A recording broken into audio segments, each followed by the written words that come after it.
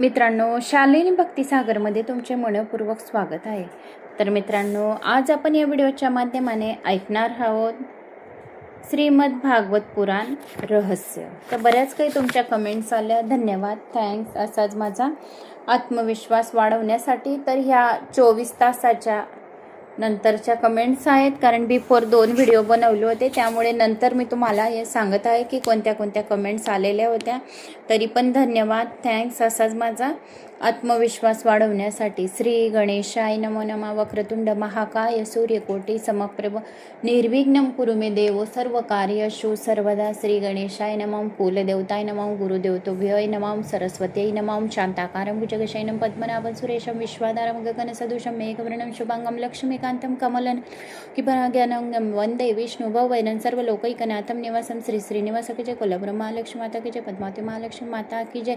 ओम कृष्णाय वासुदेवाय हरे परमात्मने प्रणतक्लेशनाशाय गोविंदाय नमो नमः. गोविंदाय नमो नमः.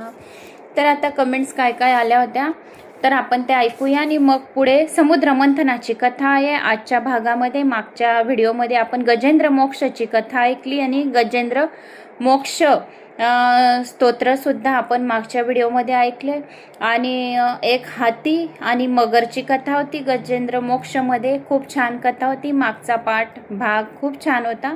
आता समुद्र मंथनाची कथा राजा परीक्षिताला ऐकायचे आहे की समुद्र मंथन भगवंताने कसे केले, कुर्मरूप कसे धारण केले आणि मंद्राचल पर्वताला आपल्या पाठीवर का धारण केले, त्यांनी देवाला अमृत कसे पाजवले, ही सर्व समुद्र मंथनाची कथा मला कृपया सांगा, असे राजा परीक्षिताने सांगितले. तर आता आपण त्याचा पुढचा भाग ऐकणार आहोत. त्या अगोदर तुमच्या भरपूर काही छान छान कमेंट्स आल्या, तर धन्यवाद, थँक्स. असाच माझा आत्मविश्वास वाढवण्यासाठी.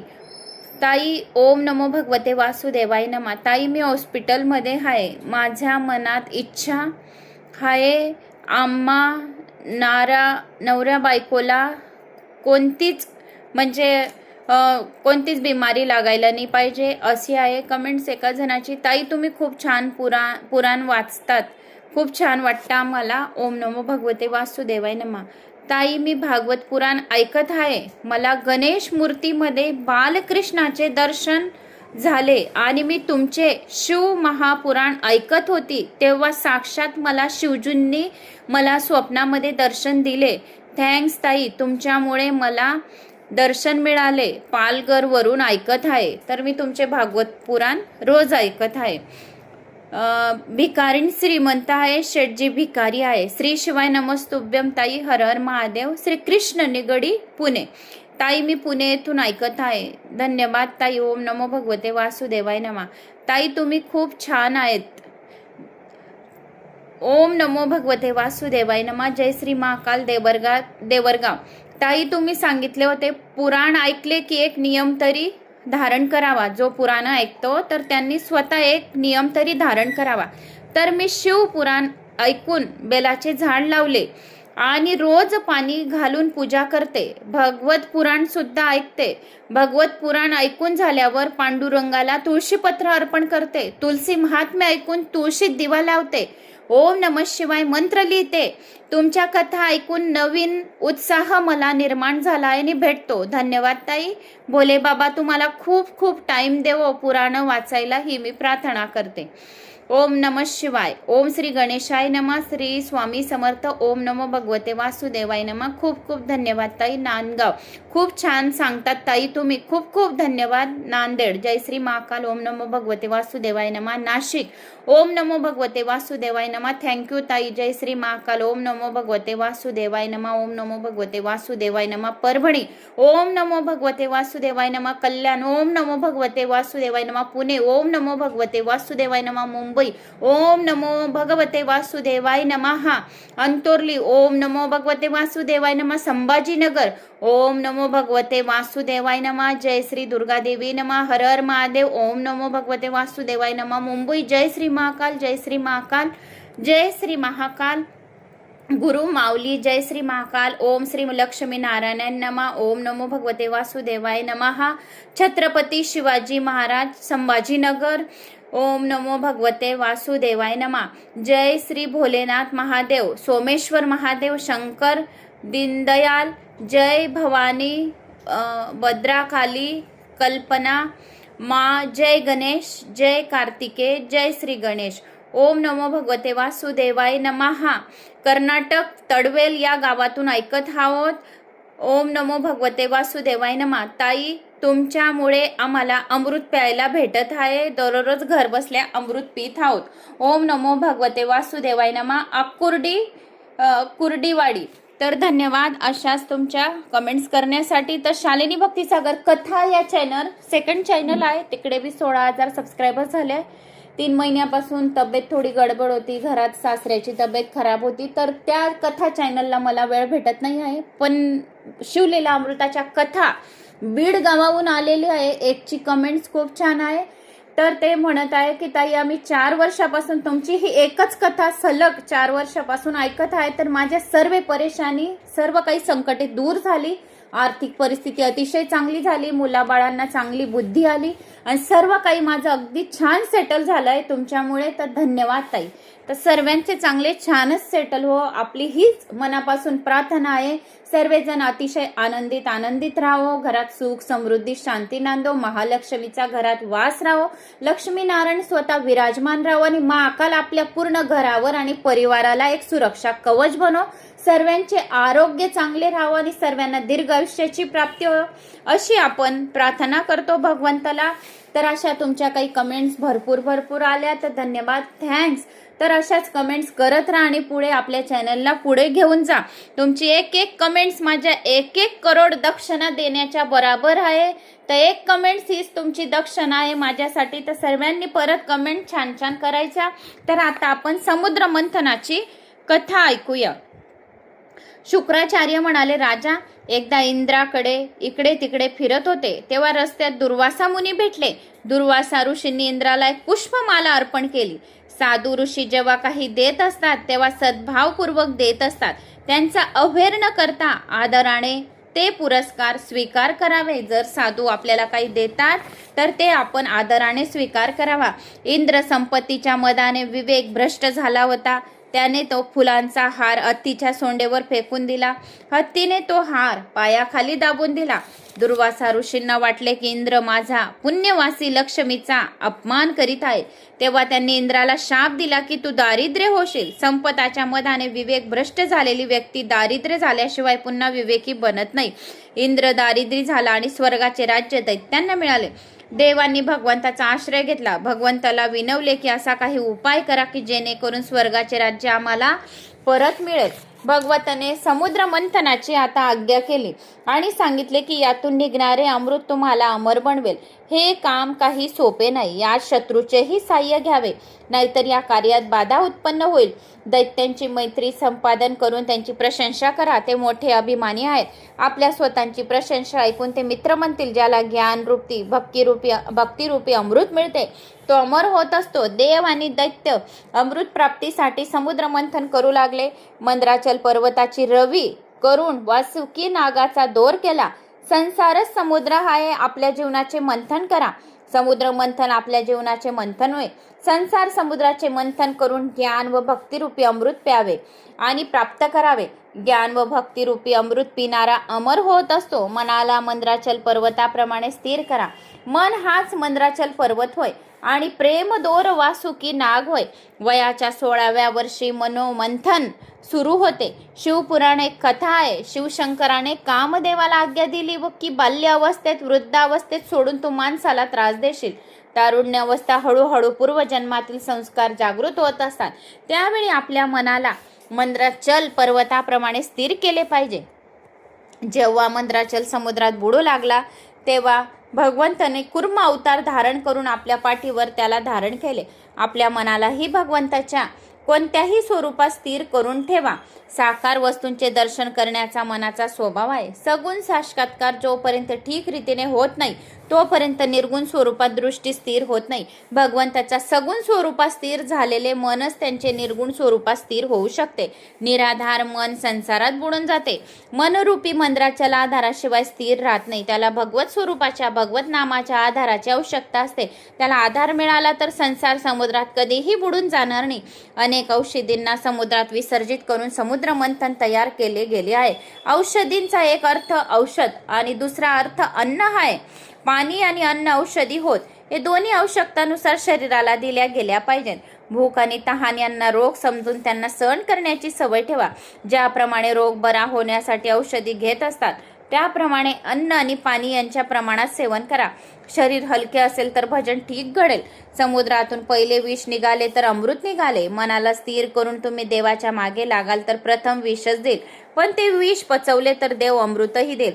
महापुरुषांनी नाना प्रकारच्या कष्टरूपी विषांचे प्राण प्रथम केले, दुःख सहन केले, म्हणून त्यांना ज्ञानामृत मिळाले. जीवन मंथनाच्या प्रारंभीच विष मिळत असते. मंथन तारुण्यापासूनच सुरू झालेले असते. प्रथम विषय मिळतील आणि विषय हे विषासारखेच असतात. निंदा कर्कशवाणी विषच होय. निंदा आणि नरक एकच समान आहे. निंदा केली म्हणजे नरकामध्ये पडले असे समजावे. निंदारूपी विष पचवाल तर अमृत मिळेल. जर तुम्हाला अशी निंदा कोणालाच करायची नाहीये, निंदा नसेल ती, आपण जर ते पचवून घेतलो म्हणजेच आपल्याला आपली इच्छाच नाही होणार. आपल्याला कोणा बाबतीत भलं बुरं वाईट निंदा कोणाला म्हणतात की ज्या व्यक्तीची आपण चुगली करत आहोत ती व्यक्ती उपस्थित नाही, त्याच्या मागे पाठीमागे आपण बोलत आहोत तर त्याला निंदा म्हणतात. आणि हे निंदा म्हणजे एक विष समान आहे. जर तुम्ही निंदा पचवून गेले, निंदा अजिबात तुमच्या मुखामध्ये आली नाही तर तुम्ही अमृत पिऊन घेतले असे समजून घ्यावे. प्रतिकूल परिस्थिती व दुःख ही विषच होय. विषाचा दुर्गंध देवाकडून सहन झाला नाही म्हणून त्यांनी विष पानासाठी श्री शंकराला बोलवून घेतले. ज्याच्या शिरावर ज्ञानगंगा असते तोच विष पचवू शकतो. संसारातील विष सर्वांनाच बाधा करीत असे, परंतु ज्ञानगंगा धारण करणाऱ्याला मात्र ते बाधत नाही. भगवान शंकराप्रमाणे जर ज्ञानगंगा डोक्यावर धारण कराल तर ते विष तुम्हीही सहन करू शकाल. भगवान शंकराच्या पूजेने विष सहन करण्याची शक्ती प्राप्त होत असते. शिवजी दान देतात म्हणून विष सहन करण्याची शक्ती प्राप्त होत असते. निंदा शब्दरूप असल्याने तिचा संबंध आकाशाशी आहे, आत्म्याशी नाही असे समजून निंदा सहन केली पाहिजे. देवांनी विष पिऊन घेण्यासाठी भगवान शंकराची प्रार्थना केली. भगवान शंकरांनी माता पार्वतीची अनुमती मागितली. माता पार्वती म्हणाली, हे सर्व स्वार्थी आहेत. विष प्याल्याने आपणास काही झाले तर? भगवान शिवजी म्हणाले, जर सर्वांचे कल्याण होत असेल तर भलेही मला दुःख झेलावे लागले तरी चालेल. दुसऱ्याला सुखी करण्यासाठी आपण स्वतः दुःख सहन करतो तोच शिव होय. स्वतःच्या सुखासाठी जो दुसऱ्यांना दुःख देतो तो जीव होय. दुसऱ्यांचे हित साधण्यासाठी स्वतःच्या सारथ्यावर जो पाणी सोडतो तो शिव होय. स्वतःचा स्वार्थ साधण्यासाठी दुसऱ्यांचे काम बिघडून टाकतो तो जीव होय. जीव आणि शिव दोघांमध्ये काय अंतर आहे तर ते सांगितले. भगवान शंकरांनी भगवंताचे स्मरण करीत विष पिऊन टाकले. विषाला गळ्यातच ठेवा, पोटात जाऊ देऊ नका. कुणाला कटू शब्द बोलण्याची वेळ आली तर तो शब्द गळ्यातच साठवून ठेवा. जिभेवर येऊ देऊ नका. विष गळ्यातच साठवायचे असते, ते बाहेरही काढू नये, पोटातही जाऊ देऊ नये. निंदेकडे लक्षच देऊ नका. कुणाचा द्वेष अहंकार गर्व स्मरणात ठेवा. विष पोटात ठेवू नका. कर्कशवाणी विषच होय. भगवान शंकरांनी विष कंठातच ठेवलेले आहे. विषाच्या वेदना अधिक तीव्र होत असतात, पण भगवंताच्या नावाचे कीर्तन करा. भगवंताचं नाव विषाला अमृत बनवून देईल. शिवशंकरांनी यासाठी भगवंताचे नाव विष प्राशन केले होते. प्रदोष कालावर विष प्राशन केले होते. भगवान शंकरांनी समुद्र मंथन झाले त्यावेळेस खूप काही वस्तू निघाल्या तर हलाहल विष सुद्धा निघालं. तर विष आता कोण पचवू शकेल? तर दैत्यांनी, दानवांनी, देवांनी सर्वांनी भगवान शिवशंकराला प्रार्थना केली की हे भगवान तुम्हीच आता हे विष पचवू शकणार. तर ज्या वेळेस प्रदोष काल होता त्यावेळेस जो कळसा निघाला विषाचा तो भगवान शंकरांनी प्राशन केलेला आहे. तर प्रदोष कालाला म्हणून एवढं महत्व दिलं गेलं आहे. 4:30 तर 7:30 पर्यंत सूर्यास्त नंतरचा 45 मिनिटं पहिले आणि 45 मिनिटांनंतरचा, सूर्यास्त नंतरचा अगोदर, सूर्यास्त नंतर याने 45 मिनिटं आणि सूर्यास्त नंतर अगोदरचा म्हणजे 45 मिनिटं. तर 4:30 5 पर्यंत 5 वाजता धरून घ्या. 5 ते 7:30 हा प्रदोष काल आहे. या प्रदोष कालावर भगवान शिवशंकराची पूजा करावी. या प्रदोष कालावर भगवान शिवशंकर स्वतः भवानीसह प्रत्येक घरोघरी नंदी महाराजवर बसून प्रत्येकाच्या घरोघरी फिरत राहतात, रोज भ्रमणाला निघतात. म्हणून या प्रदोष कालाला एवढं महत्व दिलं गेलं आहे. म्हणून संध्याकाळच्या वेळीस आपल्या उंबरट्याच्या बाहेर एक दिवा लावलेला राहतो. तो प्रदोष कालावर भगवान शिवशंकर येत राहतात. ज्यांच्या उंबरठ्यावर दिवा लावलेला राहतो तर त्यांचा आशीर्वाद प्राप्त होतो. म्हणून या प्रदोष कालाला एवढं महत्व दिलं गेलं आहे. भगवान शिवशंकरांनी प्रदोष कालावर विष प्राशन केलं आहे. म्हणून विष पोटात ठेवू बी नका. कर्कशवाणी विष वय भगवान शंकरांनी विष कंठातच ठेवलेले होते. विष प्राशन केले, भगवंताचे नाव घेऊन विष प्राशन केले होते त्यांनी. संसारही विष आहे व अमृत पण आहे. जो विष पचवेल त्याला अमृत मिळेल. कृष्ण कीर्तनच अमृत होय. जो भागवत पुराणांचे श्रवण करत आहे तर ते अमृत पीत आहे असे समजावे. 16व्या वर्षापासून जीवनात मंथन सुरू होते. मनात वासनांचे विष उत्पन्न होते. त्यावेळी मनाला मंद्राचल सारखे स्थिर करा. मनोमंथनातून संसारातून भक्ती आणि ज्ञानरूपी अमृत प्राप्त होईल. मग तर मानव अमर होऊन जाईल. याप्रमाणे त्याला भक्ती आणि ज्ञानाची प्राप्ती होईल. त्याला मरण येणार नाही. शंकराचार्य, वल्लभाचार्य, मीराबाई, तुकाराम इत्यादीनं जाणो कितीतरी संतान लोक विसरले नाहीत. सर्व संत अमर होत. त्यांचे स्मरण सर्वांनाच असते. भगवत प्रथम विष देतात, नंतर अमृत देतात. जो देवाच्या मागे लागतो त्याची देव खूप परीक्षा पाहतो. त्याचे कामं होत नाही. जो देवाचे देव देव देव देव करतो ना त्याची परीक्षा खूप होते. त्याच्यावर देव प्रसन्न होत नाही. म्हणून जास्त देवाच्या मागे लागू नये. कथा अमृत करा, पुराणांचे श्रवण करा. आपले कामं ऑटोमॅटिक होतील. आपल्याला भगवंताचं खूप किलवणे आणि विनवणे आणि रडणं कुंडणं त्याच्यामुळे लवकर कामं होत नाही. निस्वार्थपणे फक्त कथा श्रवण करा. त्याच्याने आपले कामांच्या लाईन बरोबर लागेल. अडथळे जे रस्त्यात असतील तर ते बरोबर दूर होतील. भगवत प्राप्ती करा. भागवत पुराणांचं श्रवण करा. कृष्ण भगवानांचं कीर्तन करा. आपले कामं त्याचे होतील. कालच्या व्हिडिओमध्ये सांगितले कामं तर रुकणार नाही. एक पण काम आपलं जे आहे, मुलांचे लग्न, घर दार, नोकरी, व्यापार, प्रमोशन, कोणते बी काम आहे, काम तर रुकणार नाही. हे 100% गॅरंटीने सांगून देते. स्वयं भगवान येऊन करून जातील आणि काम असं होईल, कमी टाइमात होईल आणि काम सक्सेसफुल होईल. काम तर रुकणार नाही. हे गोष्ट लक्षात ठेवावी सर्वांनी. म्हणून फक्त कथेचे श्रवण करत राहा. कामं आपले रुकणार नाही आहेत. कामं तर होतील आणि एकदम छान कामं होतील. सर्व एकदम छान शेवटमय पर्यंत कामं आपले चांगले होणार आहे. म्हणून चिंता बिलकुल करायची नाही. निडर व्हायचे आणि फक्त कथा श्रवण करा. स्वयं भगवान विष्णू येऊन करून जातील. भगवंत प्रथम विष देतात, नंतर आपल्याला अमृत देतात. जो देवाच्या मागे लागतो त्याची देव परीक्षा खूप पाहतो. म्हणून देव देव देव देव उपास उपास उपास उपास करायचे नाही. ओम नमः शिवाय लाल पेनाने वहीवर लिहत राहा. कथा अमृतांचे श्रवण करत राहा. सासू सासऱ्यांची सेवा करत राहा आणि धर्माने वागा. अनीतीने कधी वागू नये. कोणाशी वाईट रीतीने कधी वागू नये. आपल्या मनात कपट चपट दिखावा ठेवू नये. कारण की आपल्या मनामध्ये, आपल्या हृदयामध्ये एक देवारा आहे. त्या देवाऱ्यामध्ये भगवान विष्णूंना स्थापित केला आहे. तर भगवान विष्णू प्रसन्न व्हायला पाहिजे. म्हणून आपल्याला अन्याय कोणावर करायचा नाहीये. न्यायाने करा. म्हणजे आपल्या हृदयातले जे भगवान आहेत तर ते आपल्यावर दररोज प्रसन्न होतील. म्हणून आपल्याला भगवंताची खूप सेवा करून घ्यायची आहे प्रसन्न करण्यासाठी. म्हणून जगाच्या कल्याणासाठी, भल्यासाठी भगवान शंकर विष प्याले. साधू पुरुषांचे असेच वर्तन असते. सज्जन पुरुष आपल्या प्राणांचे बलिदान देऊन दुसऱ्यांच्या प्राणाचे रक्षण करीत असतात. तर प्रापंचिक माणसं मोह मायेने लिपित होऊन परस्पर विषय वैरभाव वाढवित असतात. परोपकारी सज्जन पुरुष प्रजेचे दुःख दूर करण्यासाठी हेतूने स्वतःच सर्व काही करतात. ते म्हणत असतात की सर्वांसाठी मी दुःख सहन करीन, पण माझ्यासाठी कुणालाही दुःख देणार नाही. साधू पुरुष दुसऱ्यांच्या दुःखाने दुःखी होतात, पण वास्तविक हे दुःख नव्हे तर सर्वांच्या हृदयात वास करणाऱ्या परमात्म्याची आराधना होय. साधू पुरुष कसे असतात तर संत तुलसीदासाकडून ऐका की साधू पुरुष कसे असतात. संत हृदय नवनीत समान, कहा गबी न पर कहे न जाना. निज परिताप द्रवई नवनीता, पर दुःख द्रवई संत सुपुनीता. परहित सरिस धर्म नाही बाई, परपीडा सम नाही अधमाई. म्हणजे काय? मंथन करता करता गोमाता कामधेनू प्राप्त झाली. गोमाता कामधेनूचे दान ऋषी मुनींना दिले गेले. जी संपत्ती प्रथमत प्राप्त होईल ती परोपकारा करता खर्च करा. कामधेनू संतोषाचे प्रतीक होय. संतोष कामधेनूचे स्वरूप होय.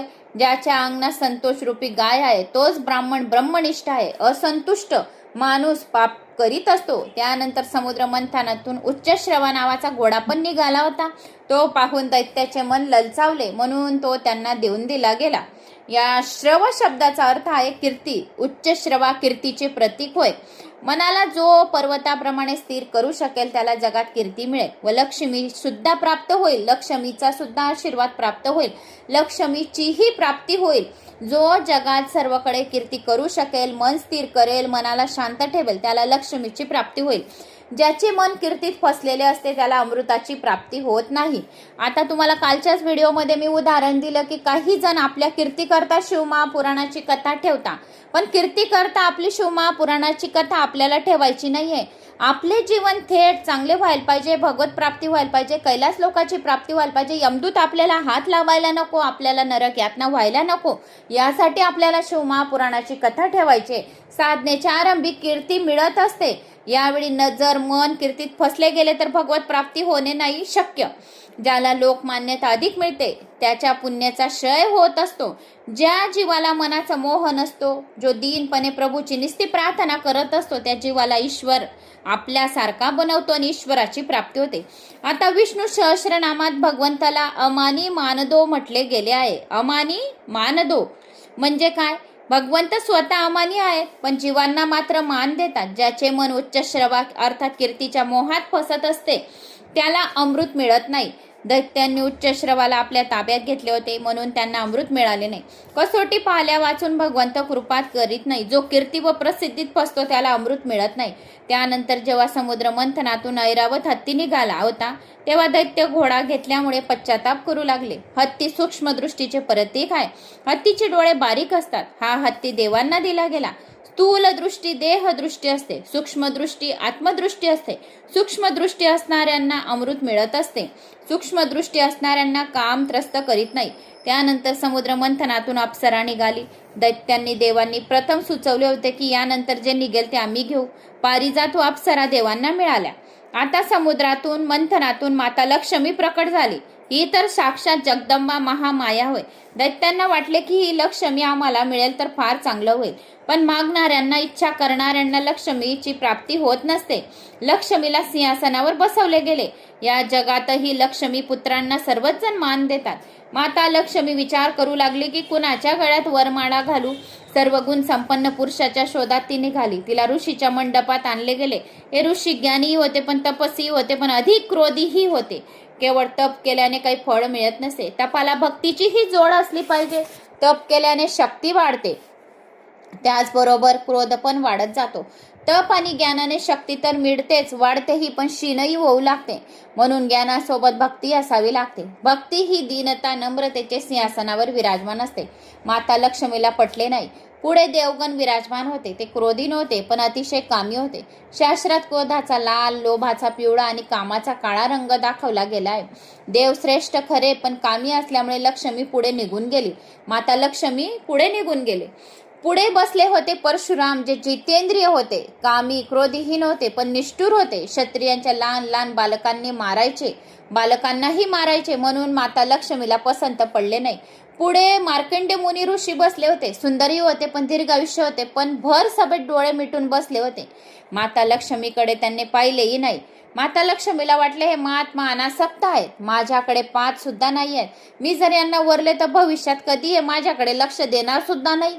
आताच या भर सभेत डोळे मिटून बसले तर माझ्याकडे पुढे काय लक्ष देतील. मार्कंडेय म्हणाले, हे देवी, मी तुला कसे सुंदर समजू? त्यापेक्षा तर कन्हैया अधिक सुंदर आहे. जोपर्यंत तो तुझा स्वीकार करणार नाही तोपर्यंत मी तुझे दर्शन घेणार नाही. मला माता लक्ष्मीचा मोह नाही. जेव्हा लक्ष्मीचा मोह नष्ट होतो तेव्हा प्रभू भक्तीचा प्रारंभ होतो. तुकारामाचे दारिद्र्य पाहून शिवाजी महाराजांनी सोन्याच्या मोरांनी भरलेले ताट श्री संत तुकारामकडे पाठवले. तुकाराम काय म्हणाले, जेव्हा मी लक्ष्मीच्या मागे धावत होतो तेव्हा ती टाळी मला मिळाली नाही, तर आता माझे चित्त भगवंताकडे लागले आहे, तर मला मध्येच बाधा करण्यास आली आहे, तर मला ही लक्ष्मी नको आहे. सोन्याचे ताट तुम्ही परत घेऊन जा. सोन्याचे ताट सुद्धा संत तुकारामांकडे गेले तर ते सोन्याचे ताट सुद्धा संत तुकारामांनी परत करून दिले की ज्यावेळेस मी लक्ष्मीच्या मागे धावत होतो तेव्हा लक्ष्मी मला मिळाली नाही. मी आता भगवंताकडे धावतो आहे, तर मला बाधा करण्यासाठी हे लक्ष्मीने पाठवलेलं हे सोन्याचं ताट पाठवलेलं शिवाजी महाराजांनी मला पाहिजे नाही. हे सोन्याचे ताट परत केले त्यांनी. माता लक्ष्मी पुढे गेली. तो शंकर विराजमान होते, भगवान शंकर. माता लक्ष्मी आपल्या सख्यांसह तेथे आली. भगवान शंकर कोपीही नव्हते, क्रोधीही नव्हते. माता लक्ष्मीने भगवान शंकरांना पाहिले. तिने विचार केला, याचा स्वभाव तर मंगल आहे, पण वेश मात्र अमंगल आहे आणि हावभाव तर भयानक आहे. शिवाय हे भोळे पण फार आहे. भगवान शंकराजवळ भगवान नारायण बसले होते. माता लक्ष्मीने विचार केला की हेच उत्तम आहे. ज्याचे हृदय कोमल असते, मृदू असते, त्याच्याजवळच लक्ष्मी जात असते. तिने नारायणाला वरमाला घातली. ज्याचे हृदय कोमल असते त्याच्यावरच लक्ष्मी प्रसन्न होते. ज्याच्या मनामध्ये दयेचा भाव असतो त्याच्यावरच लक्ष्मी प्रसन्न होत असते. म्हणून भगवान नारायण हे कोमल पण आहे, मृदू बी आहे, यांचे हृदय अतिशय कोमल आहे. तर मग भगवान नारायणाला माता लक्ष्मीने वरमाला घातली. आता नारायणाची दृष्टी पृथ्वीकडे पडते. माता लक्ष्मीने त्यांना वरमाला घातल्यावर ते इकडे तिकडे पाहू लागले. त्यांच्याजवळ माता लक्ष्मी आहे, त्याने सभोवती पाहिले पाहिजे. सामान्यतः धनप्राप्ती झाल्यावर लोक चौकडे आजूबाजूला पाहत नाही. मी, माझी पत्नी, मुले बस. पण ठीक हे नाही. श्रीमंतांनी तर चौकडे लक्ष द्यायला हवं. दीनदुबळ्यांचे दुःख दूर करायला हवे. ज्यांच्याजवळ खूप पैसा आहे त्यांनी दीनदुःखी यांना आहे दीनदुबळ्यांकडे लक्ष दिले पाहिजे. समुद्र मंथनाचे काम पुढे चालूच झाले. दैत्यांना वाटले एकदा घोडा आम्हाला मिळाला, नंतरचे सर्व देवांना मिळाले. आता जे निघेल ते आम्ही घेऊ. मग त्यावेळी मदिरा निघाली. ती मदिरा दैत्यांनी घेतली. मग काय प्या मंथन होता होता भगवान धन्वंतरी अमृत कुंभ कलश घेऊन प्रकट झाले. धन्वंतरी भगवान. दैत्यांनी तो अमृताचा घडा हिसकावून घेतला. तेव्हा देव भगवंताला शरण गेले. तेव्हा भगवत देवांना म्हणाले, आता शक्तीने नव्हे युक्तीने काम घेतले पाहिजे. ज्या दैत्यांच्या हाती सर्वप्रथम अमृत कुंभ लागला आहे, म्हणू लागला की मीच सर्वांच्या अगोदर पीन. त्याचा मोठा भाऊ म्हणाला, मी अगोदर पीन. याप्रमाणे सर्वजण अमृत पिण्याच्या मागे लागले. मुद्द्यावर एकमेकांशी आता भांडू लागले. आपसातील भांडणांमुळे दैत्यांना अमृत मिळाले नाही. ज्याच्या घरात या दैत्याप्रमाणे घरगुती भांडण होत असेल त्याच्या घरातील कोणालाही ज्ञानामृत किंवा भक्ती अमृत मिळणार नाही. भांडणाऱ्या दैत्यांच्या समूहात भगवंत मोहिनीचे रूप घेऊन प्रकट झाले. मोहिनीचे सौंदर्य पाहून दैत्य अतिशय स्मित झाले. हा काय सौंदर्य मोहिनीचे! मोहाचेच रूप होय. जो मोहिनीत आसक्त झाला अमृत मिळत नसते. संसारातील प्रत्येक वस्तू माया आहे, सौंदर्य आहे. ही केवळ एक कल्पना आहे. जी वस्तू तुम्हाला सुंदर वाटते कदाचित दुसऱ्याला सुंदर वाटणार नाही. सौंदर्य डोळ्यात आहे, वस्तूत नाही. माणूस सौंदर्याचा आरोप करतो. फक्त एक भगवान श्रीकृष्णच सुंदर आहेत. जगात काहीही सुंदर नाही. ते भगवान श्रीकृष्ण सर्वात सुंदर आहे. भगवान श्रीकृष्णाच्या सौंदर्यामुळेच तर सुंदर दिसते. ज्याला मोहिनीचा मोह असतो तो भक्तिरूप अमृत मिळत नाही त्याला. जो संसाराचा मोहिनीत सौंदर्य व विष यांच्या मोहात फसलेला असतो त्याला अमृत मिळत नाही. परंतु ज्याचे मनमोहन रूप आहे, श्रीकृष्णाच्या ठायी भक्ती जडली आहे, त्यालाच अमृताची प्राप्ती होत असते. जोपर्यंत सांसारिक मोहनीचा मोह जीवाला जडलेला असतो तोपर्यंत भगवंताची प्राप्ती होत नसते. जसे संसारातील विषयांचे जीवांचे चित्त रंगून गेले असते, तेच कृष्णाच्या स्वरूपात जोपर्यंत रंगून जात नाही तोपर्यंत भक्ती फलद्रूप होत नाही. भक्तीच्या सिद्धीशिवाय भगवत प्राप्ती होणे शक्य नाही. आसक्तीशिवाय भक्ती सिद्ध होत नसते. सांसारिक विषयाचा मोह सोडला तर भक्ती होऊ शकेल. हा मोह विवेकाने सोडायचा आहे. जसे जसे प्रभू प्रेम वाढत जाईल तसे तसे विषयाकडे अरुची उत्पन्न होईल. समुद्राची भरती आवटी परस्पर विरोधी असते. त्याप्रमाणे प्रभू प्रेम वाढत गेले तर विषय शक्ती घटत जाईल. डोळ्यात काम ठेवून जगाकडे पाहाल तर मोहाचा नाश होणार नाही. सांसारिक स्वरूपाची आसक्तीच माया मोह. ईश्वराच्या स्वरूपात आसक्ती असते. दैत्य कुणाला म्हणावे? रस्त्यावरून जाणाऱ्या स्त्रीकडे ज्याचे मन आकर्षित होते तोच दैत्य होय. जो परस्त्रीचे चिंतन करतो तो राक्षस होय. कामातुर दैत्यांनी मोहिनीला घेराव घातला. आणि विचारू लागले, देवी तू कुठून आलीस, तुझे गाव कोणते, तुझा विवाह झाला की नाही. मोहिनीच्या मायेत दैत्य आपले सर्व बुद्धी वैभव गमावून बसली. भगवंताला वाटले की दैत्यांना अमृत न देणेच चांगले होईल, यातच यांचे कल्याण. जर यांना अमृत मिळाले तर हे अमर अभिमानी होऊन अधिक पाप करतील. मोहिनी हसून म्हणाली, मी तुमच्या कल्याणासाठी आले आहे. माझे विशिष्ट असे घर नाही, माझी तर अनेक घरे आहेत. जो कुणी पुरुष माझ्यावर प्रेम करतो मी त्याच्या घरी जाते. वैष्णवांची जितकी घरे आहेत असतील सर्व देवाचीच घरे समजावीत. दैत्य मूर्ख होते म्हणून मोहिनीच्या बोलण्याचा गुढार्थ समजू शकले नाहीत. ज्या दैत्यांच्या हातात अमृत कुंभ होता तो लोलूप दृष्टीने मोहिनीकडे पाहू लागला. तो म्हणाला, देवी मी कुंभ तुला देतो. त्याला वाटले की या भेटीने मोहिनी प्रसन्न होऊन त्याच्या घरी येईल. मोहिनीने विचारले, या घटात काय आहे. मोहिनीने विचारले, दैत्य म्हणाला, अमृत. मोहिनीने विचारले, या घटात काय आहे. दैत्य म्हणाला, अमृत. सौंदर्य कुणाकडे जड वस्तूत नाही, ज्याच्या दर्शनाने विकार जागतो, सौंदर्य नव्हे. दैत्याने तो घडा मोहिनीच्या हातात दिला आणि म्हटले, देवी अमृत सर्वांना वाटून दे. आम्ही शांततेने पिऊ, आम्ही सर्व भांडणार नाही, हात जोडून बसू. मोहिनीने देवीने देवांना दानवांना दोन निरनिराळ्या रांगेत बसवले. प्रथम दैत्यांजवळ जाऊन सांगितले, मी तुमचे कल्याण इच्छितो.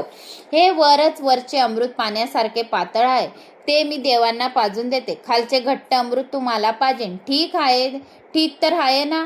बिचारे मोहांध दैत्य ठीक ठीक म्हणू लागले, आम्ही खालचे चांगले अमृतच पिऊ. देवी तुझ्या हाताचा एक थेंब मिळाला तरी पुरे आहे. मोहांध झाल्यामुळे त्यांची बुद्धी भ्रष्ट झाली होती. अन्यथा एकाच घटात दोन प्रकारचे अमृत असे कसे असू शकते. दैत्य म्हणाले, देवी तुला योग्य वाटेल तेच कर. मोहिनी देवांना अमृत पाजू लागली. काही वेळांना दैत्यांना संशय आला आणि यात काहीतरी कपट दिसत आहे. दैत्यांपैकी राहूने हेरले की यात काहीतरी कपट आहे. या स्त्रीवर विश्वास ठेवण्यात आपण फार मोठी चूक केली आहे, असा विचार करून तो देवांच्या रांगेत जाऊन बसून राहिला. राहू देवांच्या रांगेत सूर्य व चंद्र यांच्या मधोमध बसला. देवी मोहिनीने ताडले की हा दैत्य आहे, पण पंक्ती प्रपंच होऊ नये म्हणून राहूलाही तिने अमृत दिले. भोजनात कधी विषमता करू नका. जो पंक्ती प्रपंच करतो त्याला सहग्रणी नावाचा रोग होतो. जोपर्यंत पूर्वजन्माचे पुण्य बलवान आहे तोपर्यंत पापाचे फळ मिळत नसते. तेही लक्षात घ्या की ज्यावेळी इंद्रादी देवांना अमृत वाटले जात होते तोपर्यंत राहू तेथे आला नाही, पण जेव्हा सूर्य चंद्राची पाळी आली तेव्हा तेथे राहू आला. मनाचा स्वामी कोण आहे? चंद्र. मनाचा स्वामी आपल्या मनाचा, खरोखर सांगत आहे, आपल्या मनाचा स्वामी चंद्र आहे. चंद्र मनाचे स्वरूप आहे. म्हणून तर ओम नमः शिवाय या मंत्राचा आपल्याला जप लिहावा लागतो, कारण की आपल्या मनाचा स्वामी चंद्र आहे. चंद्रबल कमी राहतं तर निगेटिव्ह ऊर्जा वारंवार आपल्या मनात येत राहतात. तर निगेटिव्ह ऊर्जा आपल्या मनात यायला नको. की जसे एक उदाहरणार्थ कोणी बाहेर जातो, कुठे काही कोणत्या कामाला जातो, तो मनात वाईट विचार येत असतील कोणाच्यापी, तर वाईट विचार काय येतात, तर चंद्रबल कमी असल्यामुळे. तर वाईट विचार आपल्या मनात यायला नको म्हणून पौर्णिमेच्या दिवशी तुम्ही चंद्राला दुधाने अर्घ्य द्यावे, धूप अगरबत्ती ओवाळावी आणि ओम चंद्रोदयाय नमः या मंत्राचा जप करावा. या गणेश चतुर्थी संकष्टी चतुर्थीला चंद्राला अर्घ्य द्यावे दुधाने. ओम चंद्रोदयाय नमः या मंत्राचा जप करावा. नाहीतर लाल पेनाने वहीवर लिहावे ओम नमः शिवाय. याच्याने आपला चंद्रबल मजबूत बनतो, म्हणजे निगेटिव्ह ऊर्जा दूर होते आणि पॉझिटिव्ह ऊर्जा येते. म्हणून हा आपल्या मनाचा स्वामी कोण आहे? चंद्र. म्हणून मनाचा स्वामी आपल्याला मजबूत करण्यासाठी ओम नमः शिवाय या मंत्राचा जप लिहून घ्यावा. बुद्धीचा स्वामी कोण आहे? आता सूर्य. आपली ही बुद्धी जी चालत आहे, आता मी तुम्हाला सांगत आहे, याच्यात हे जे काही एवढं सांगितलंय तर काही एवढं सर्व लिहिलेलं आहे का? काही मनाने पण तुम्हाला सांगत आहे मी. तर बुद्धीचा स्वामी हा सूर्य आहे. बुद्धीमध्ये सूर्य आहे स्वामी, तरच तर मी तुम्हाला सांगत आहे की काय आहे आणि नाही आहे, सत्य घटना काय आहे. तर तुम्हाला पण खरे वाटते ना की हे सत्य आहे, कुठून न कुठून थोडंफार तर ऐकलंच असेल ना तुम्ही. तर स्वामी, आपल्या बुद्धीचा स्वामी सूर्य. म्हणून सूर्यदेवाला आपल्याला अर्घ द्यायचा राहतो. सकाळी उठल्यावर आंघोळ झाल्यानंतर ओम सूर्याय नमः, ओम गृणिताय नमः, ओम भास्कराय नमः हा कोणत्याही एका मंत्राचा आपल्याला जप करावा लागतो. तर त्या एक लोटा पाणी घेतो आपण, एक कलसाभर पाणी घेतो. पाण्यामध्ये काळी तीळ, गूळ, थोडेसे गहू या जवस टाकतो, लाल फूल टाकतो आणि सूर्यदेवाला अर्घ देतो. ओम सूर्याय नमः या मंत्राचा, ओम गृणिताय नमः या मंत्राचा आपल्याला जप करावा लागतो. तर का? आपल्या बुद्धीचा स्वामी प्रबल याने मजबूत मजबूत व्हायला पाहिजे, म्हणून आपण सूर्यदेवाला प्रार्थना करतो आणि आपली मान प्रतिष्ठा यश कीर्ती वाढते. सूर्यदेवाचे जे बी पूजा करतात तर त्यांची मान प्रतिष्ठेत वाढ होते. माता लक्ष्मीचा त्याच्यावर आशीर्वाद राहतो. म्हणून सकाळी उठल्या उठल्या आपल्याला पंचायतन देवतेचे का नामस्मरण करावे लागते? कारण की आपल्या मनाचा स्वामी चंद्र आणि बुद्धीचा स्वामी कोण आहे? सूर्य. तर आपल्या बुद्धीचा स्वामी प्रबल करण्यासाठी आपल्याला सूर्यदेवाची उपासना करावी लागते. सर्वात प्रथम पंचायतन देवतेचे नामस्मरण करावे लागते. आपल्याला अंघोळ झाल्यानंतर सर्वात प्रथम श्री गणेशाय नमः, ओम सूर्याय नमः, ओम नमः शिवाय नमः, ओम विष्णुय नमः, ओम अंबा माताय नमः, जगदंबा माताय नमः. तर हे पंचायतन आहे. तर दररोज या पंचायतन देवताचे आपल्याला नामस्मरण करायचे आहे. कारण आपल्या मनाचा स्वामी मजबूत करण्यासाठी, आपल्या बुद्धीचा स्वामी मजबूत करण्यासाठी आपल्याला हे करावे लागते. पण ज्यावेळी इंद्रादी देवांना अमृत वाटले जात होते तोपर्यंत राहू तेथे आला का? नाही. पण ज्यावेळी सूर्य आणि चंद्राची पाळी आली तर ते कोण आला? राहू. तर मनाचा स्वामी चंद्र आहे. कमेंट करून नक्की सांगा, मनाचा स्वामी कोण? चंद्र. आणि आपल्या बुद्धीचा स्वामी कोण? सूर्य. दोघांची कमेंट्स करावी, सांगावी, म्हणजे तुम्हाला आठवण राहील आपल्या मुलांच्या बुद्धीच्या विकासासाठी. तर आता जिभेने मनुष्य काय करतो? भक्ती करतो.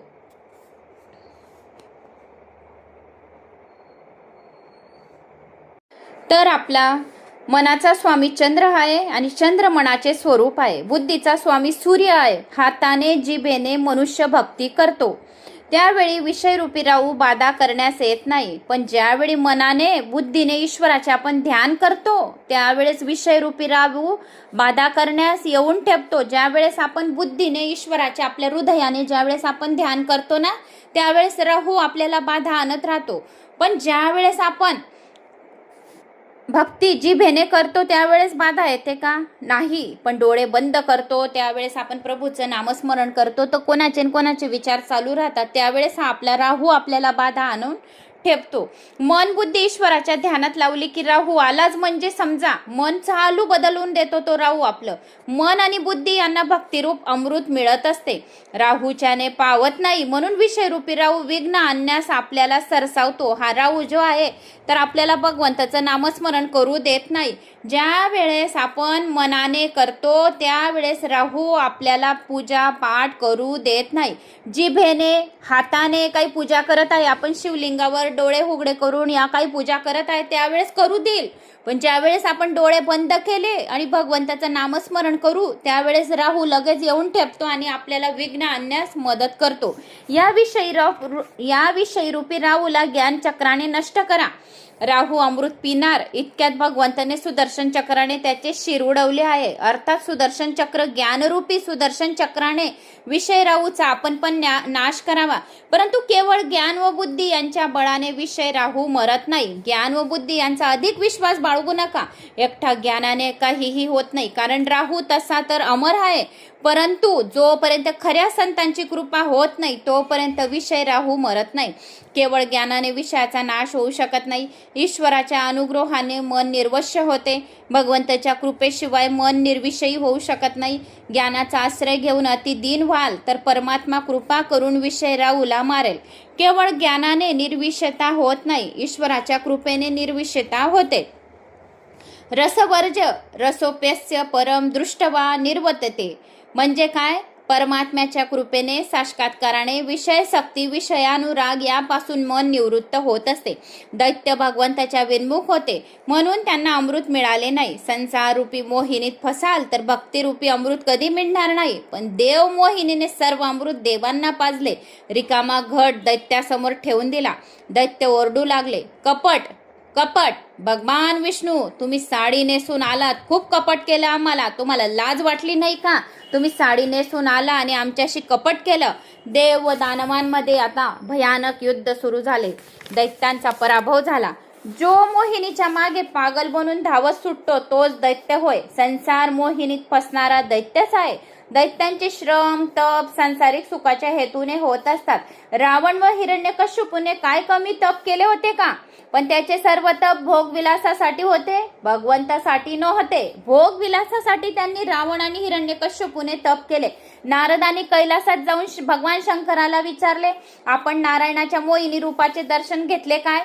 तेव्हा भगवान शंकर मोहिनी रूपाचे दर्शन घेण्याकरता सहपरिवार वैकुंठ धामात आले ना. भगवान नारायणाने भगवान शंकराचे स्वागत करीत त्यांना आगमनाचे कारण विचारले.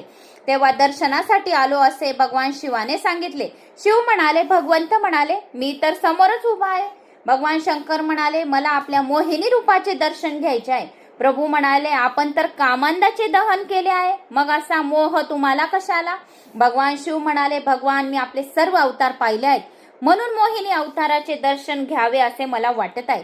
शिव अनादि व अनंत आहे म्हणून असे म्हणतात. भगवान विष्णूंनी लीलेची रचना केली. एक सुंदर उद्यान, त्यात पुष्पगुच्छ हातात घेऊन खेळत असलेली एक सुंदर स्त्री निर्माण केली. भगवान शंकरांना त्या स्त्रीला पाहताच पार्वती मातेचे विस्मरण झाले. भगवंताच्या मायेने भगवान शंकर सुद्धा मोहित होऊन गेले मोहिनीवर. ज्याच्या शिरावर ज्ञान गंगा आहे, ज्याचे वाहन ज्ञान आहे, त्याला काम प्रभावित करू शकतो काय? पण भगवान शंकराला हे दाखवायचे होते की भगवंताची माया तरुण जाणे हे महान कठीण कर्म आहे. गीतेत काय म्हटलं गेलं आहे? दैवी दोषा गुणमयी मम माया दुरातया मामेव ये प्रपंत्यता माया मे ताम तरंतिती. म्हणजे माझी ही माया पार करणे फार कठीण कर्म आहे, पण मला जो शरण येतो तो अनायासची माझ्या माया सहज तरून जातो. भगवान शंकर देह भान भुलले, दर्शन करणारा भुलत असतो. भगवान शंकर विचार करू लागले की केवळ दर्शनाने इतका आनंद मिळतो, त्यात विलीन झाल्याने किती आनंद मिळत असेल. आनंद अदत्तातच आहे. भगवान शंकर भेटण्यासाठी आतुर झाले, आलिंगन देण्याला गेले. भगवान नारायण तेथे प्रकट झाले. हरिहरांचे मिलन झाले, हरिहरांची भेट झाली. हरी व हर तसे पाहिले तर एकच आहे. भगवान शंकर कैलासात परत आले. त्यांनी तेथे ऋषींना उपदेश केला. ऋषींनो, माझ्या श्रीकृष्णाची माया सर्वांनाच नाचवते. मनाचा कधीही विश्वास धरू नका. ही माया कधी पतनाच्या खड्ड्यात लोटून देईल याचा काही नेम नाही. मी जितेंद्रिय असा गर्व कधीही धरू नका. मनात सूक्ष्म रूपाने दडून बसलेले विषय संधी मिळताच वर उफाळून येतात. मायाच्या पडद्याला दूर करण्यास मनाला कृष्णमय बनवा. मोठे मोठे ऋषी मुनी भटकले, मग आज कलयुग आहे.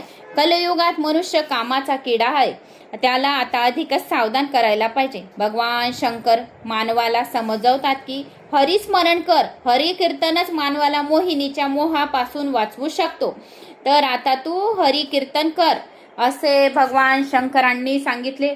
जो हरि कीर्तन करेल त्याला कोणताही रोग होऊ शकणार नाही आणि त्यांचे आरोग्य अतिशय चांगले राहील. त्याचे घर परिवार सर्व काही सुख समृद्धी शांती पैसा बरकती नांदेल. हरि कीर्तनामध्ये सर्व प्रकारच्या ब्रह्म हत्येसारखे पापांचे नाश होईल. जो भागवत पुराणाचं श्रवण करेल त्याला सर्व प्रकारची सुखे प्राप्त होतील असे भगवान शंकरांनी सांगितले आहे. तर मित्रांनो, मला अशी आशा आहे की तुम्हाला माझा हा व्हिडिओ आवडला असेल. आवडल्यास लाईक शेअर सबस्क्राईब नक्की करा. पुढच्या व्हिडिओमध्ये वामन अवताराची कथा आपण ऐकणार आहोत. आजच्या व्हिडिओमध्ये आपण समुद्र मंथनाची कथा ऐकली.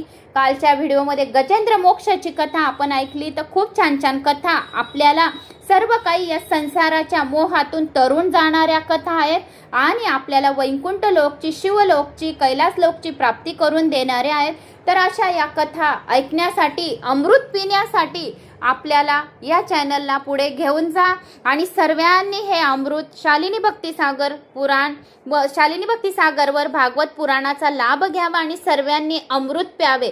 हे अमृत जो जो पितो त्याला कोणताही काळ, रोग, दरिद्रता, संकट हरू शकत नाही. तर आपल्याला सर्वांवर जीत करण्यासाठी भागवत पुराण ऐकायचे आहे. तर अशाच या भागवत पुराणासाठी एक लाईक शेअर सबस्क्राईब नक्की करा. श्री स्वामी समर्थ. जय श्री महाकाल. ओम नमो भगवते वासुदेवाय नमः.